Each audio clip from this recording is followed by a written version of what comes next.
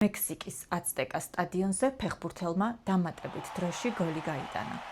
ამ გოლმა ერთი ქვეყანა პირველად გაიყვანა მსოფლიო ჩემპიონატზე და ამ გოლის შემდეგ შეიარაღებული კონფლიქტი დაიწყო. 1969 წელს ელ-სალვადორსა და ჰონდურას შორის დაწყებულ დაპირისპირებას ისტორიამ ფეხბურთის ომი, ასევე 100 საათიანი ომი უწოდა. შეიძლება თუ არა, რომ საფეხბურთო მატჩს ქვეყნებს შორის შეიარაღებული კონფლიქტი მოჰყვეს. სინამდვილეში ამ ომს გაცილებით უფრო ღრმა მიზეზები ჰქონდა და შეგვიძლია ვთქვათ, რომ ფეხბურთმა უბრალოდ ცეცხლი მოუკიდა ბენზინით სავსე კასრს. ამ ომმა ათასობით ადამიანის სიცოცხლე იმსხვერპლა. ყველაფერი კი ასე დაიწყო. 1970 წლის მექსიკაში გასამართი მსოფლიო საფეხბურთო ჩემპიონატის საგზური სასწორზე იყო. ჰონდურასი და ელ-სალვადორი, რომლებსაც მანამდე არასდროს უთამაშიათ მუნდიალზე, ამ საგზურისთვის იბრძოდნენ. ბოლო რამდენიმე კვირის განმავლობაში კი ამ მიზნით უკვე მესამედ ხვდებოდნენ ერთმანეთს. მანამდე ორჯერ ითამაშეს. მაშინდელი წესების შესაბამისად ერთი მატჩი ჰონდურასში გაიმართა, მეორე კი ელ-სალვადორში. ჰონდურასმა სახლში მოიგო, ხოლო გასვლაზე წააგო, რადგან ორივე გუნდს თითო-თითო თამაში ჰქონდა მოგებული, გამარჯვებული ვერ გამოვლინდა და ამიტომ მესამე მატჩი ნეიტრალურ სტადიონზე უნდა გამართულიყო. ასეთ მოედნად კი მეხიკოს აცტეკას სტადიონი შეირჩა. იმ საღამოს მექსიკის დედაქალაქში ძლიერად წვიმდა. 90-მეათე წუთზე 2-2 იყო. ძალადობის თავიდან ასაცილებლად 1700 მექსიკელი პოლიციელი დაესწრო ამ მატჩს, ხოლო სალვადორელი გულშემატკივრები ტრიბუნებიდან სკანდირებდნენ. კვლელები. როდესაც გადამწყვეტი მატჩის დამატებითი დროის მე-11 წუთი დაიწყო, სალვადორელი მოთამაშე მაურისიო ხოსე როდრიგესი მოწინააღმდეგის საჯარიმოში შეიჭრა და ჰონდურასელ მეკარეს ხაიმე ვარელას გოლი გაუტანა. საბოლოოდ სალვადორმა მატჩი 3-2 მოიგო და მსოფლიო ჩემპიონატის საგზური მოიპოვა. ერთი შეხედვით ყველაფერი მშვიდობიანად დასრულდა. ფეხბურთელები ერთმანეთს ჩაეხუტნენ, ხელი ჩამოართვეს და მოედანი დატოვეს.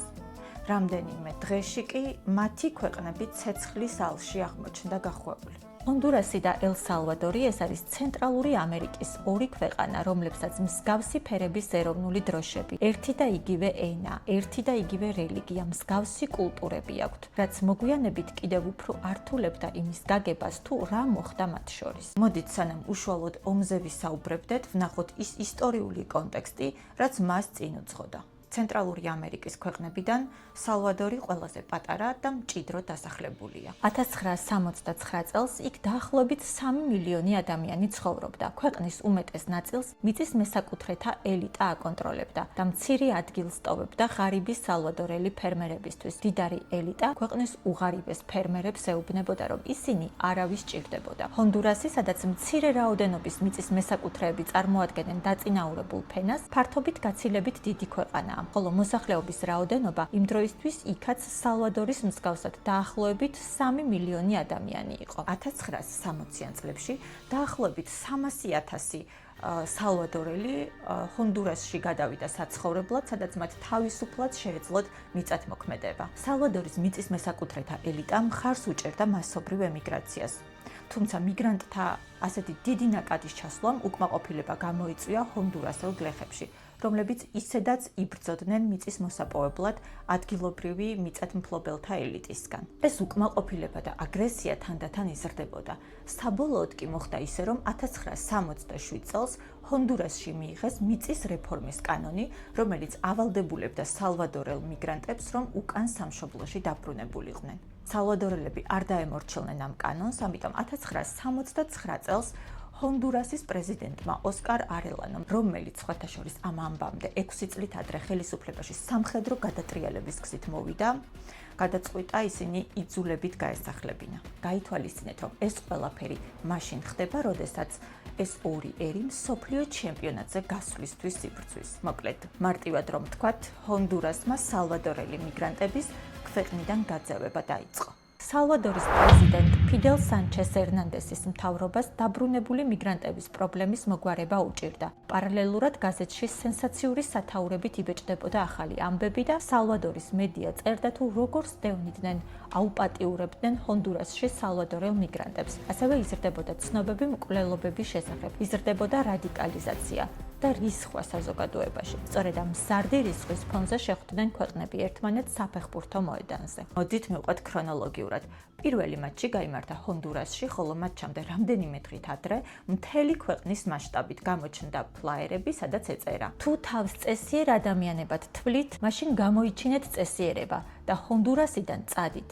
თუ თქვენ, როგორც სალვადორელების უმრავლესობა, ქურდი, ლოთი, მეძავი, თაღლითი ან ავაზაკი ხართ, ჰონდურასში ნუ დარჩებით, წადით, თორემ დაისჯებით. გაძევების პირველი ტალღა 2 ივნის დაიწყო, როდესაც 500 სალვადორელი ოჯახი საზღვრის მეორე მხარეს გაასახლეს. პირველი თამაში ამ ამბიდან 6 დღის შემდეგ გაიმართა. მატჩი ჰონდურასმა მოიგო. ამასთან ერთვოდა შეტაკებები ქუჩებში ორივე გუნდის გულშემატკივრებს შორის. მეორე მატჩი სალვადორში გაიმართა, ის მატჩი სალვადორმა მოიგო და მაშინაც ორივე გუნდის გულშემატკივრები ქუჩებში ერთმანეთს სასტიკად უპირისპირდებოდნენ.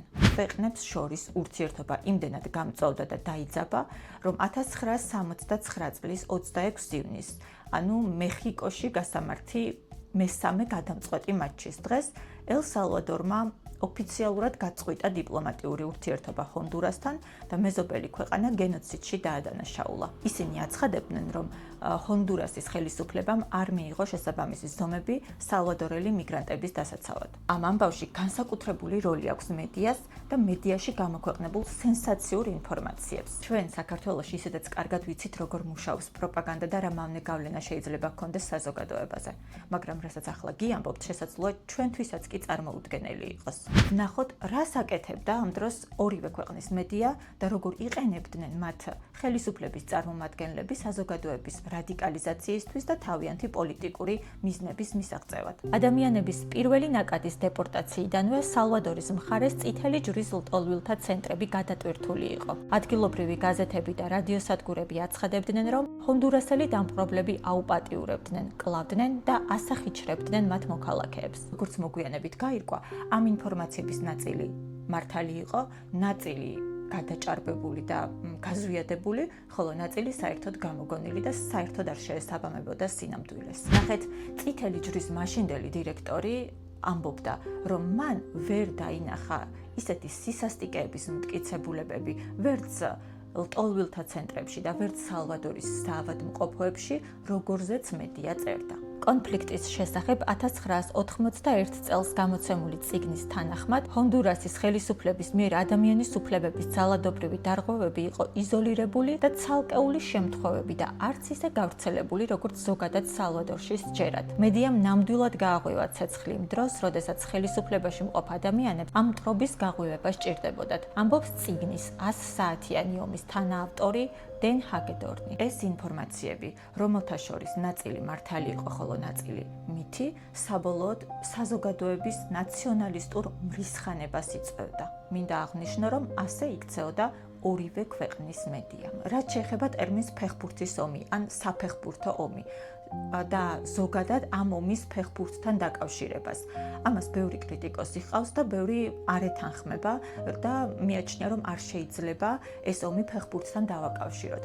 თუმცა ყველაზე დიდი კრიტიკოსებიც კი ვერ ახერხებენ ამ ტერმინისგან თავის დაღწევას და ვერ ახერხებენ, რომ უარი თქვან მის გამოყენებაზე. ეს ომი არ იყო ისეთი ტრივიალური რამის გამო, როგორიცაა ფეხბურთი. ამბობს ომის მკვლევარი და წიგნის უპატრონოების ომის ავტორი, თუმცა ეს მოსახერხებელი ეტიკეტი მისთვისაც ისეთივე დაუძლეველი აღმოჩნდა, როგორც დანარჩენი მსოფლიოსთვის ბოლო ნახევარი საუკუნის განმავლობაში და ისიც ამ ტერმინს იყენებს. იკითხავთ ალბათ, რისთვის სჭირდებოდათ ამ ქვეყნების ხელისუფლების წარმომადგენლებს დაპირისპირება, ომი, საზოგადოების რადიკალიზაცია, მაშინ როცა უკიდურესად გასაჭირში იყვნენ აქ მცხოვრები ადამიანები და ეს ქვეყნები ვერც სამხედრო პოტენციალით ვერ გამოირჩეოდნენ. ისინი ამ სიტუაციას იყენებდნენ საკუთარი შიდა პოლიტიკური კრიზისების დასაძლევად, ყურადღების გადასატანად და ხელისუფლებაში უფრო დიდხანს დასარჩენად, ძალაუფლების განსამტკიცებლად. ელ სალვადორის პრეზიდენტ ფიდელ სანჩეს ერნანდეს მზარდი პოლიტიკური პრობლემები ჰქონდა. ქვეყანაში იყო გაფიცვები, იზრდებოდა ოპოზიციის მომხრეთა რაოდენობა. ომის დროს გამოცხადებული ეროვნული ერთიანობა კი მას საშუალებას აძლევდა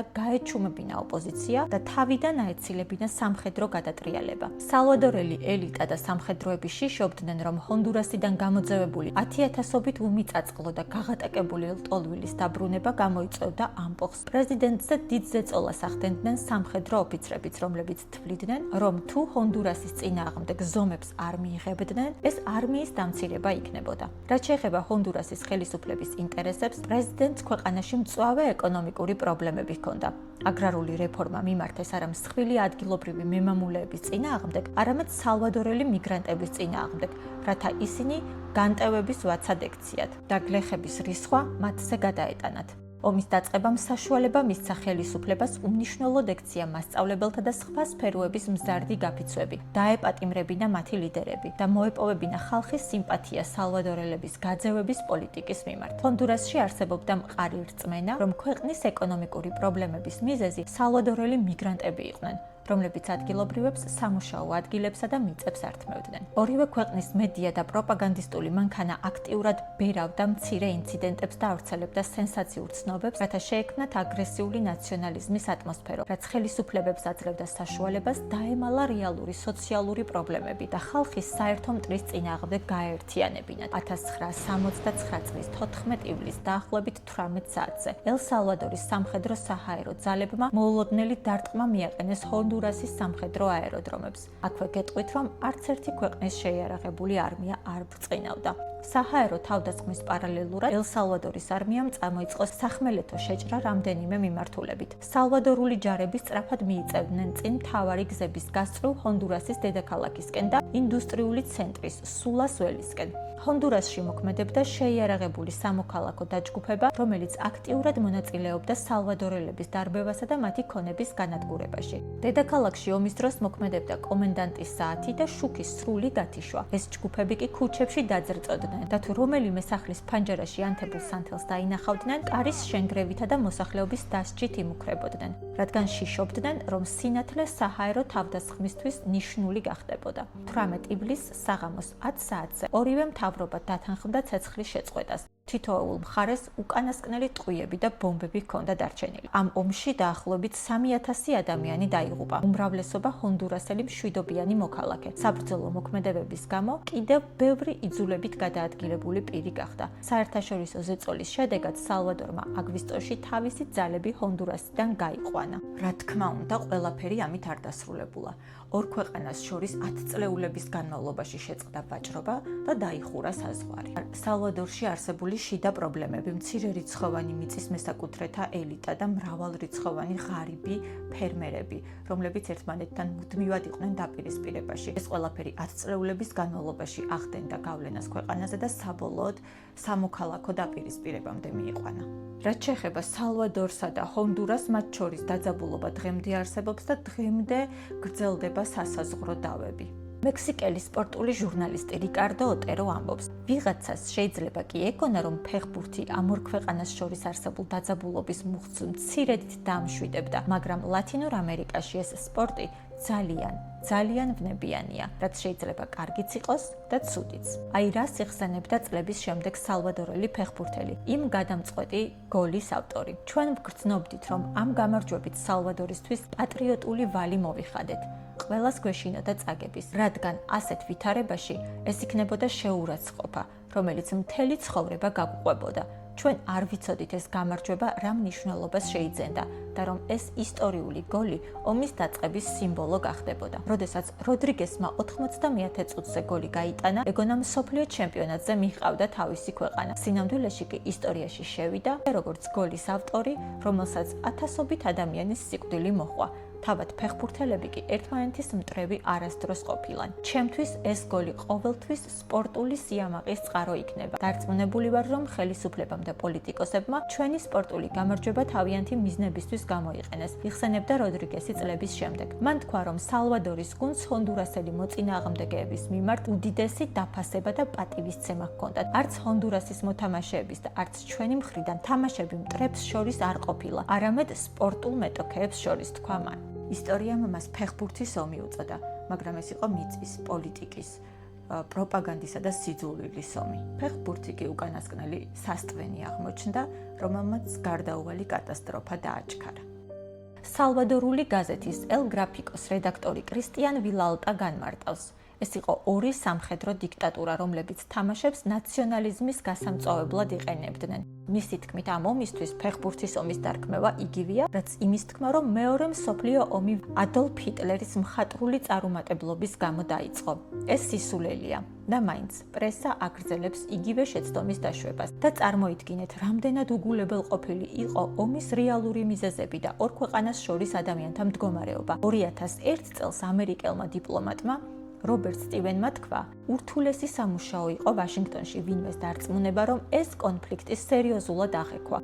ყველას ერთი და იგივე რეაქცია ჰქონდა. ვაშინგტონში ამბობდნენ, ცენტრალურ ამერიკაში სიგიჟეა, ბანანის რესპუბლიკები ფეხბურთის თამაშის და მსგავსი რაღაცების გამო ომს აწარმოებენ. ბოლო 50 წლის განმავლობაში რეგიონში არსებულმა უკონტროლო სოციალურმა დისბალანსმა და ფაქტობრივად ჩამოშლილმა პოლიტიკურმა მექანიზმმა ახალი უბედურება, ბანდები გააჩინა. მეზობელ ქვეყნებში მიგრაცია კი კიდევ უფრო გაიზარდა. მაგალითად 2018 წელს ამერიკის შეერთებულ შტატებში 3 მილიონამდე ჰონდურასელი და სალვადორელი ჩავიდა, რაც დაახლოებით 80 ჯერ მეტია ვიდრე 1970 წელს.